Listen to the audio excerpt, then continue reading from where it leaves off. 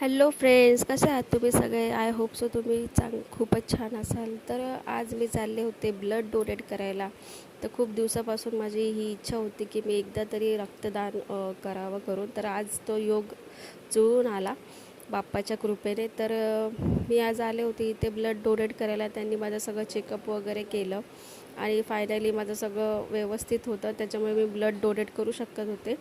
मग मी इथे बसले ब्लड डोनेट वगैरे करायला. तर डॉक्टरांनी पण खूप छान काळजी घेतली की मॅडम तुम्हाला चक्कर वगैरे तर येत नाही ना, की म्हणजे ते असे बरेच असे काळजी घेत होते. आणि पहिले मी एकदा गेले होते ना ब्लड डोनेट करायला, तेव्हा माझं ना वेट 45 किलो होतं. तर ते नाही बोलले मला. तर यासाठी 50च्या वरतीच वजन हवे.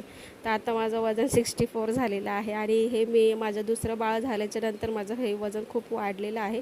त्याच्यामुळे मी म्हटलं आता तरी मी एक हे करू शकते ब्लड डोनेटचं काम. तर बाप्पाच्या कृपेने ती संधी आज आली आणि खूप छान पद्धतीने ते ब्लड डोनेशन वगैरे पण झालं आणि माझ्या मनाला पण खूप बरं वाटलं.